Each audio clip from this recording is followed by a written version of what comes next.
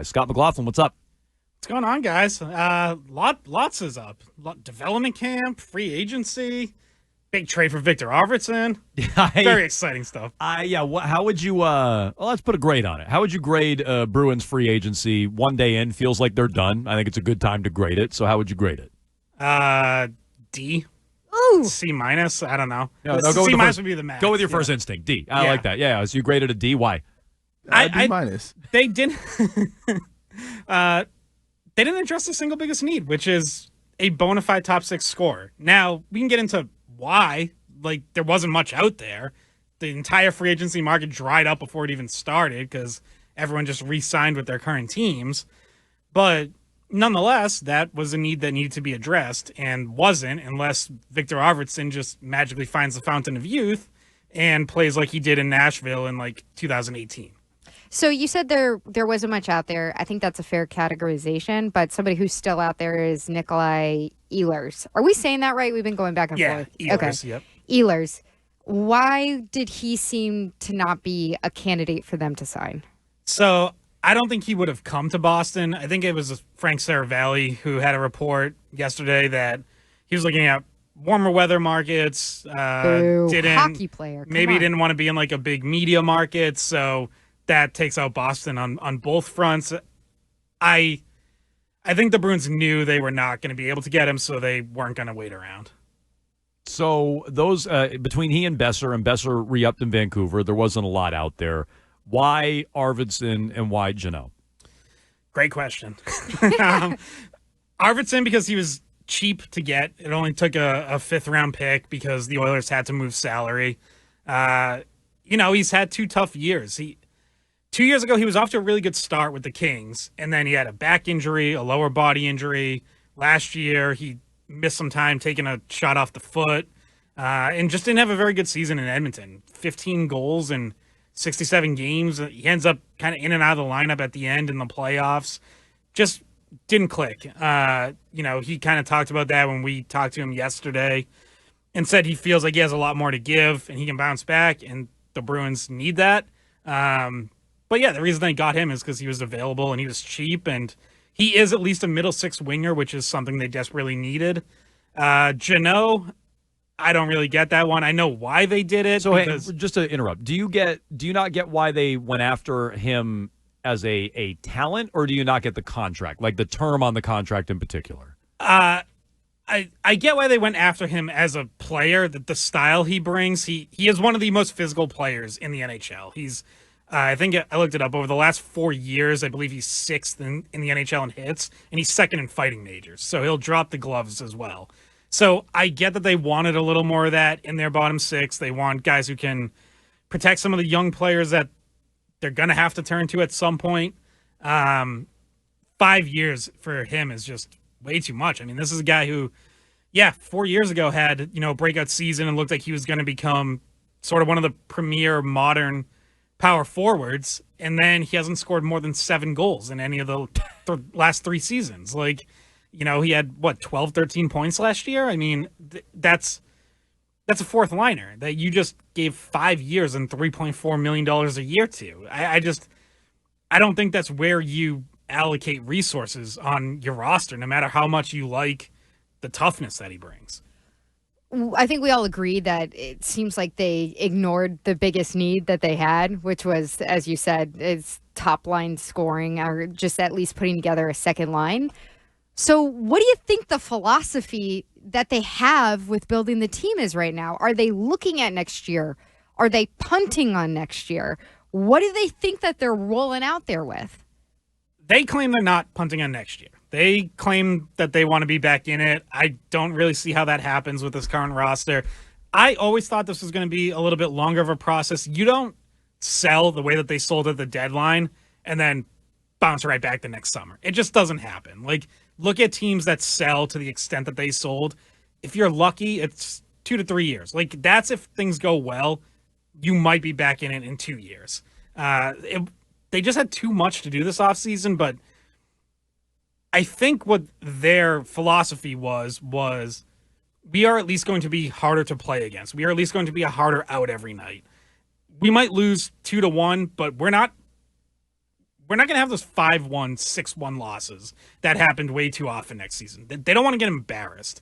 And, like, that's obviously an extremely low bar. Yeah, that standard is don't be embarrassing, but still lose.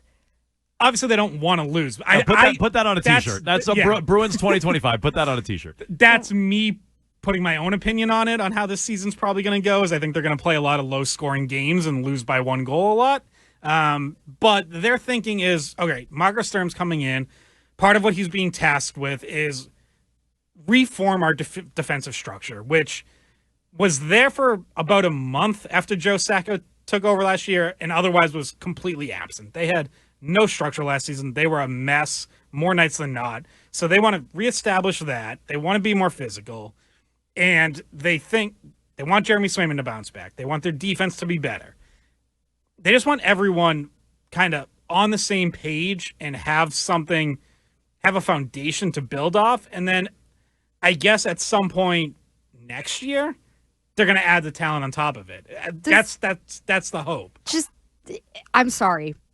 Because you are the hockey expert, but you also cover other sports here. Doesn't this feel a little Patriots 2024-ish, 2023 to 24? Like, it feels a little like, to borrow a term from our friend Tommy Curran, a breakfast ball. Like, they're saying, we're bringing in our new coach. We understand you can't fix everything in 1 year.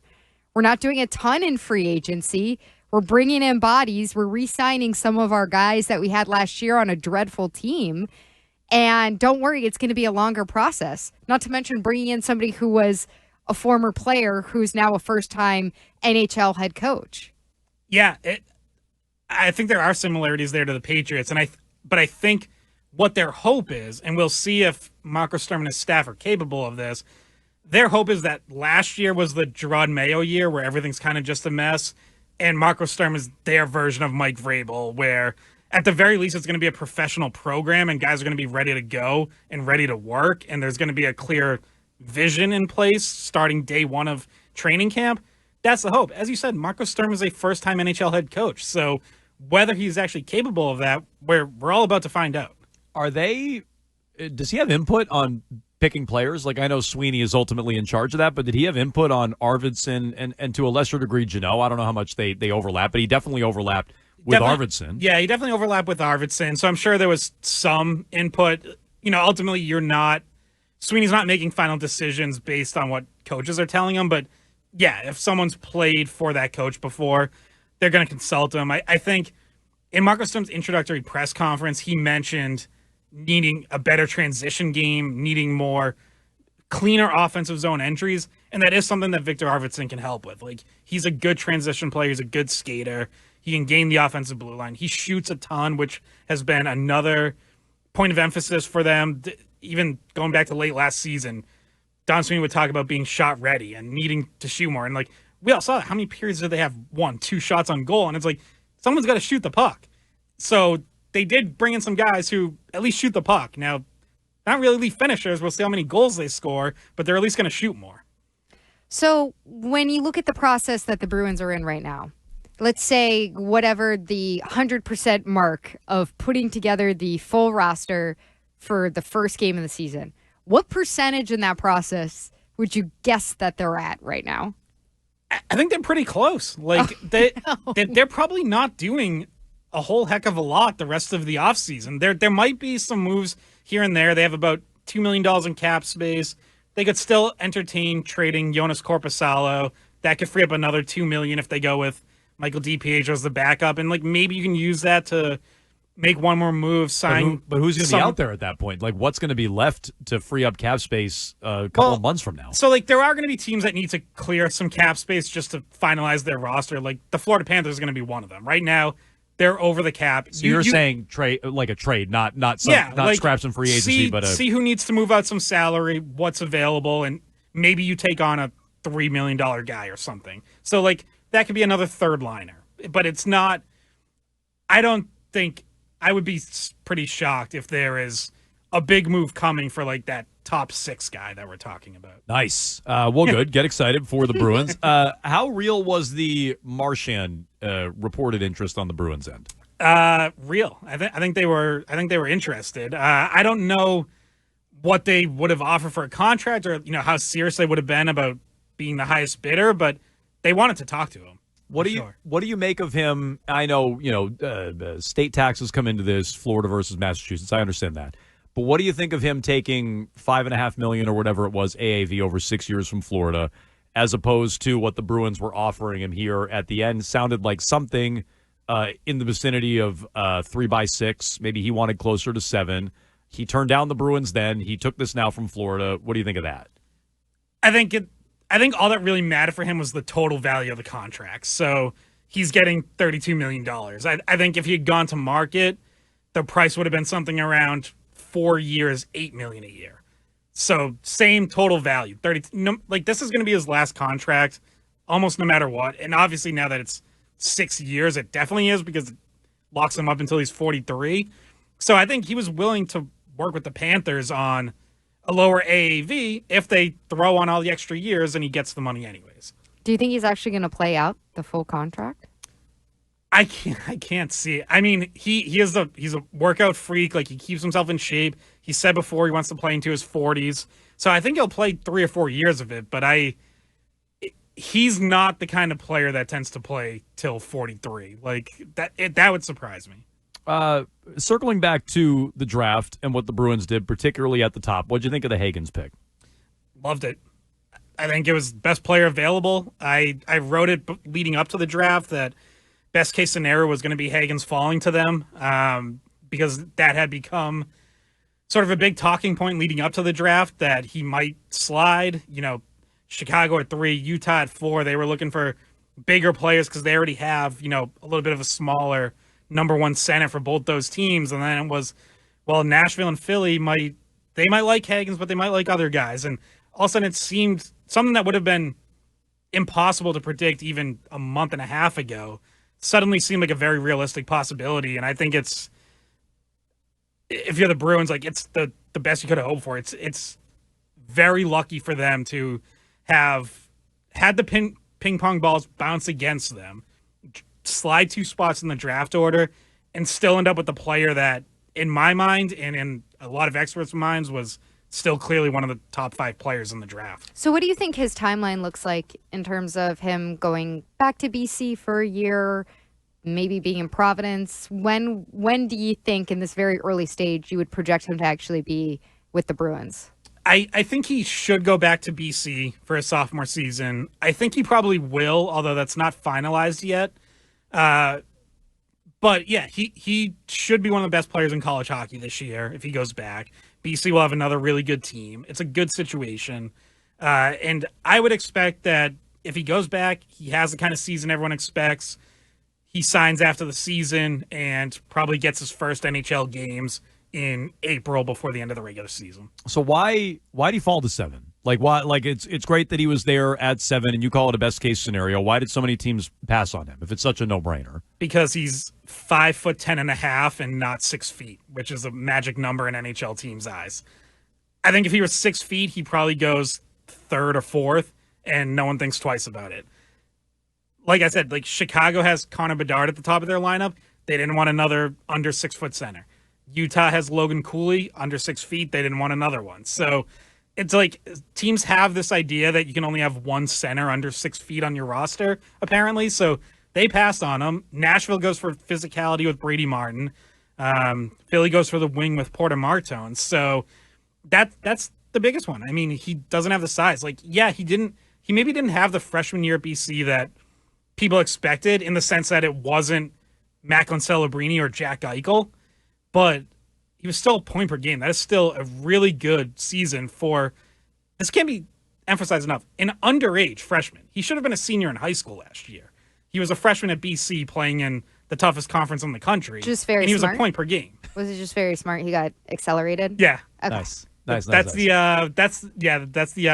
NHL draft track. Well, as bad as free agency appears to be for the Bruins, you graded it again a D. You're locked in on that, Scott. So as bad as that appears to be, I liked their draft because they felt like they got out of their comfort zone, and drafting a high-end offensive player, even if they're undersized, That's been a blind spot for them. You just said it. They don't have a lot of high-end skill. Outside of Pastrnak, they don't have it. And so getting away from, we need a defensively responsible two-way guy, or we need a guy who has size. He needs to be 6'6" or something like that. Getting away from that, I think, was promising. I don't know when we're going to see the returns on that.